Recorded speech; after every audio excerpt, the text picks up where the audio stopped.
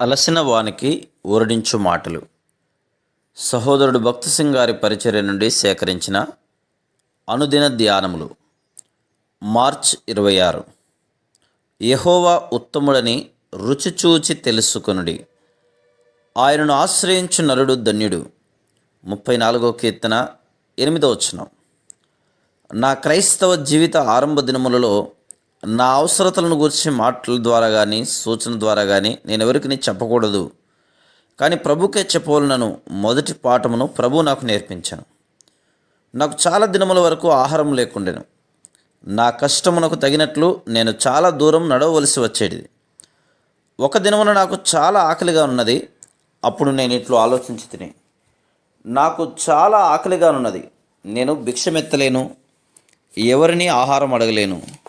భోజన వేళలో నా స్నేహితుని ఇంటికి వెళ్ళినెల్లా అతడు నన్ను భోజనం చేయమనును. అప్పుడు నేను వద్దు, వందనములు అనేదను. అతడు మరలా నన్ను అడిగినలా నేను మరలా వద్దు, వందనములు అనేదను. కానీ అతడు నన్ను మూడవసారి అడిగినలా అప్పుడు నేను అతనితో కలిసి భోజనం చేయుటకు ఒప్పుకుందును.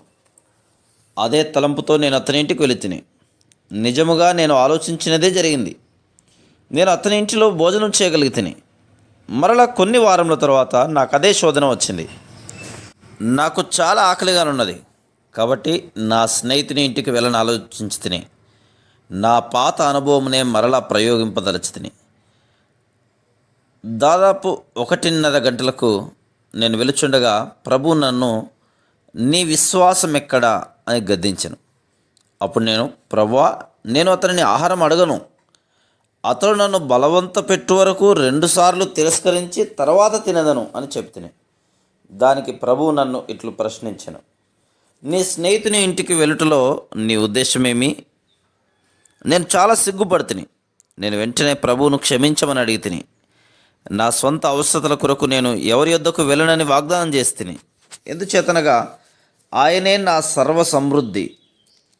23వ కీర్తన 1వ వచనం. ఆ విధంగా నాకు దేవుడు బలమైన విశ్వాసం అనుగ్రహించాను. ఒక దినమంతా భోజనం లేని పరిస్థితి ఇంకొకటి ఎదురైంది. అర్ధరాత్రి ఒక వ్యక్తి నా ఇంటికి వచ్చి తలుపు తట్టి నన్ను లేపాను.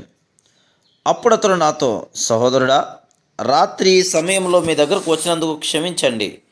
నేను నిద్రపోయి కలగంటిని.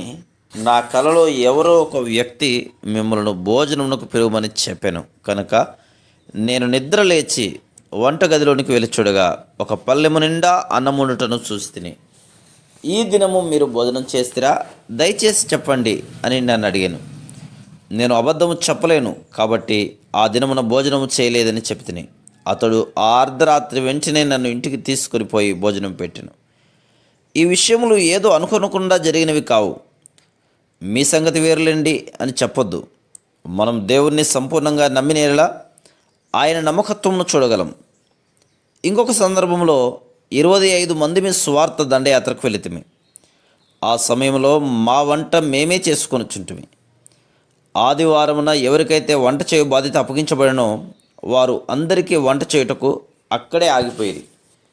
నేను, దేవుడు మనందరినీ ఆరాధనకు వెళ్ళవలసిందిగా కూర్చున్నాడనగా వారు మన మధ్యాహ్న భోజనం విషయం ఏం చేయదుము అని నన్ను అడిగిరి. దేవుడే అనుగ్రహించునని నేను చెప్తిని. కాబట్టి మేమందరము ఆరాధన కూడికకు వెళితిమి. కూడిక అయిపోయిన తర్వాత మేమందరము బస్ స్టాప్లో నిలబడి ఉంటిమి. నాకు తెలిసిన ఒక వ్యక్తి ఒక పెద్ద గంప తీసుకొని మా వైపు వచ్చుండెను. నీవు ఏమి చేయుచున్నావని అతడిని అడిగి తిని.